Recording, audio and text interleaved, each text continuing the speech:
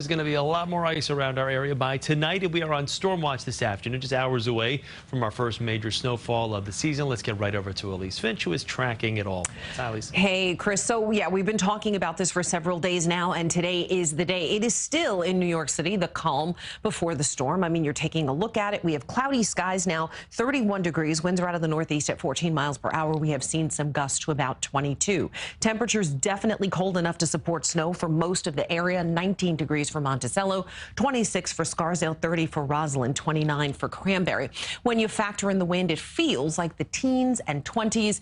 6 degrees is what it feels like in Monticello, so plenty cold enough for snow. Now, even as we head to one of the warmer locations, we are seeing the first little pocket of snow in parts of Monmouth and Ocean County, and so we are seeing, at least getting reports of a little bit of light snow in that area. So that's the beginning of it. That is hardly the end. You'll notice that that one little pocket of snow is sort of out in advance of the rest of it. What we're seeing up north, that is not making it to the ground. So we're waiting for the remainder of this snow to sort of move in, and it will do so from southwest to northeast. So some of our northern and eastern suburbs will be the last to see the snow. So the circulation around high pressure continues to give us that very cold air. We're watching these two areas of low pressure again. They combine, intensify offshore, and that is what is going to be our typical nor'easter. Northeasterly winds will be impressive and in some cases damaging. So we do have some wind advisories as well. But I want to show you the FUTURECAST, the progression of this moisture. So this is 4 o'clock in the afternoon. That's sort of the target time that we're telling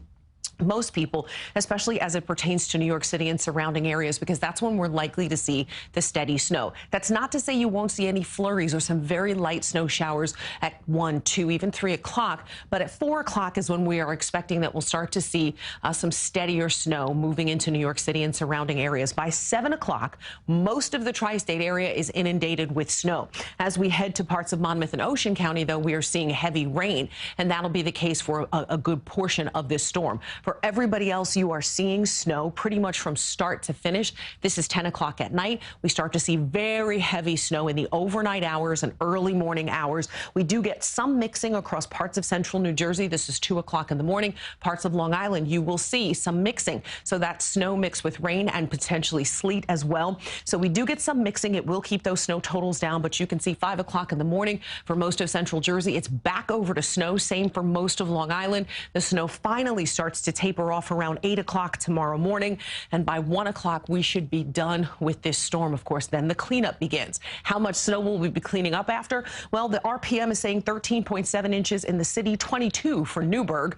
The GFS, not quite as aggressive, 9.7 inches, so still quite a bit of snow for New York City, 18 for Newburgh, 19 for Poughkeepsie, with 21 inches of snow expected in Monticello. This is the map that we are going with, and you can see that a good chunk of the area falls in the 5 to 15-inch range. That's what we are dealing with starting later this afternoon. Temperatures hover around 32 degrees, but will feel colder with the wind. Chris? Okay, Elise, thank you, and stay with us. We'll be right back.